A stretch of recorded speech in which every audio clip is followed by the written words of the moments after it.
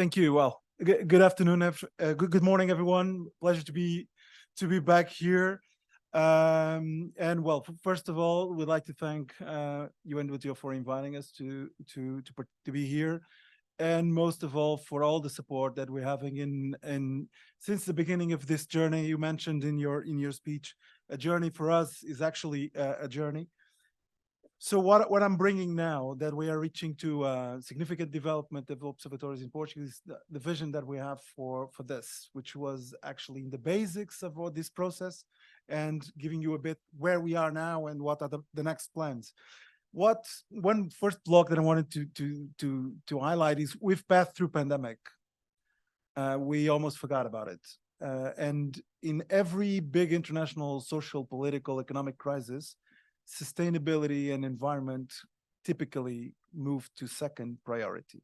This was not the case with COVID-19. I think COVID-19 was very special, touching us in very significant points of sustainability, relation with life, relation with nature, and that makes today's sustainability in all sectors of life really a priority, from citizens to governments to investors.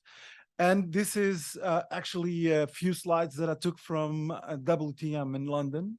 And actually sustainability is everywhere, from companies to destinations, and coping again with the several challenges that we have around. As Dirk was also mentioning, our journey with sustainability is not a new one. We've put sustainability in a very practical way in our strategy in 2017 for the 10 next years, and actually assuming concrete indicators to achieve in the economic, social, and environmental pillar. So this is actually still valid as our goal. We truly believe that tourism has a huge potential for development of the country. So not only the traditional destinations, but all over the country. So that's one thing that if you'll check our policies, you'll see that we are concrete in terms of addressing topics like seasonality, topics like dispersion, topics like employment. They are perfectly there, mapped into also action. But as we're talking about, this for us was a big journey, and actually the network of Insto was truly an inspiration for us, because, and I would say, see, I've been participating in this since the beginning, and now we can connect between each other, and we can actually talk with each other and understanding which the common problems that we have. And I think that's pretty much a value of being part of a network.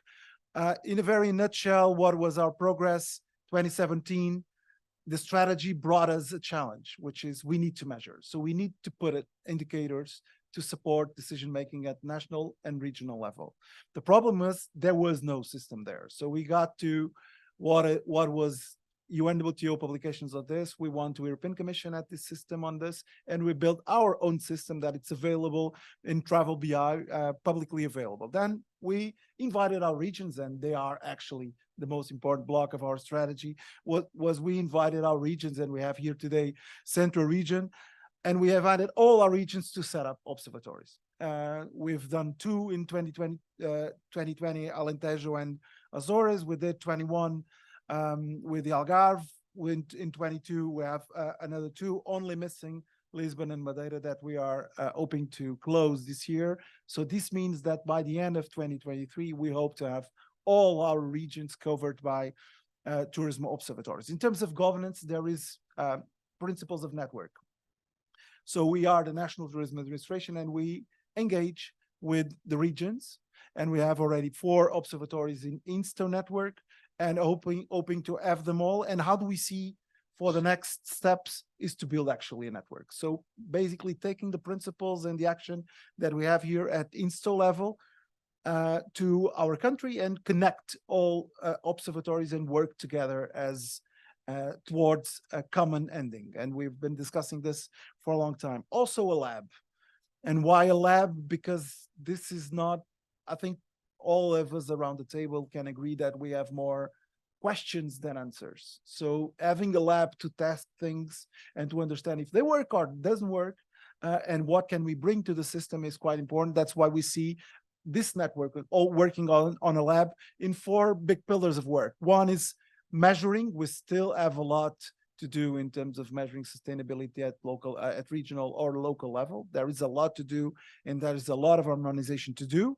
The second one is, it's not enough, and for you guys that are from the data side around the table, it's not enough to produce data. You must take the data to decision makers, explain the data, and help them to take decisions with the data that is available. It's not enough to produce thousands of dashboards and beautiful graphs and papers. It's not going to solve the problem at local level where they have to deal with the issues. The third pillar is on innovation. We are also working with traditional data sources, traditional methods to get data. There is plenty of data that's available out there, new systems and new data sources that can be brought to the system. And this one way that we believe that our observatories can work. Finally, sharing between ourselves as a network, and also sharing with Insto, and inviting also members of Insto to actually bring solutions to the problems that we're dealing at local level. Well, it's all from my side. This is also the QR code for our website, where you can see all the work that we've been done in sustainability. So happy to collaborate. Thank you very much.